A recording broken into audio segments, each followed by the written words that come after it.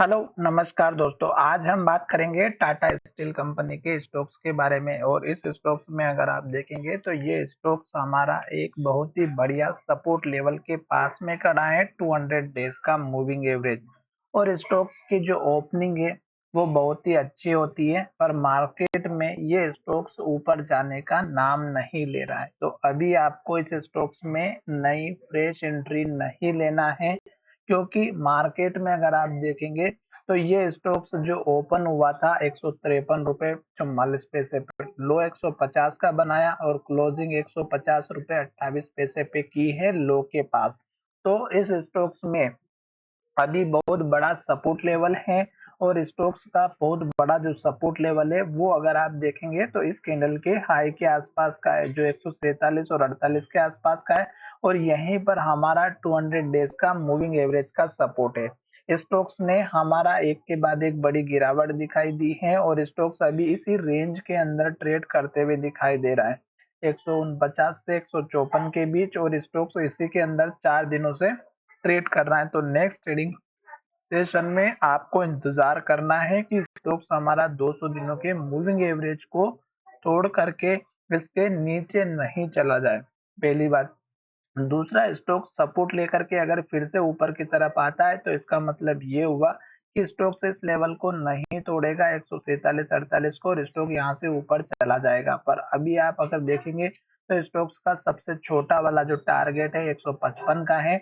दूसरा वाला टारगेट अगर आप देखेंगे तो 157 रुपए के आसपास का है। और उसके बाद तीसरा टारगेट है वो है हमारा 159 रुपए का। अब स्टॉक्स में 159 रुपए का टारगेट अगर अचीव होता है और इसके ऊपर स्टॉक्स क्लोज होता है तो हमें स्टॉक्स में एक नई फ्रेश एंट्री बाय करना चाहिए। अदरवाइज जब तक स्टॉक्स एक के बाद एक रेड कैंडल और लो बनाते हुए नीचे की तरफ आ रहा है तो नई एंट्री बिल्कुल भी ना ले।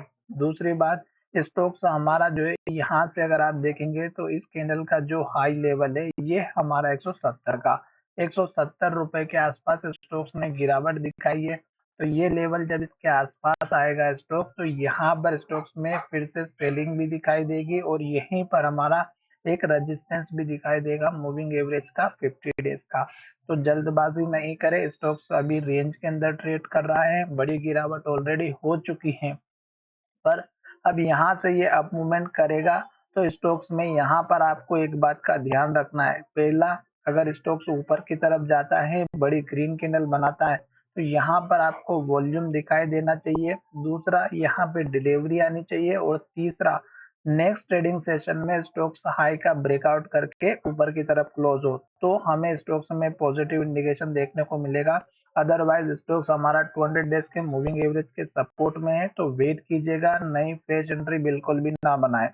आशा करता हूं कि जब तक स्टॉक रेड कैंडल और लो बनाता है तब तक आप किसी भी स्टॉक्स में किसी भी तरह की बाइंग नहीं करेंगे, केवल वेट करेंगे स्टॉक जब तक हमारा नीचे की तरफ जाता हुआ दिखाई देगा तब तक। तो चलिए वीडियो को यहीं विराम करते हैं। धन्यवाद।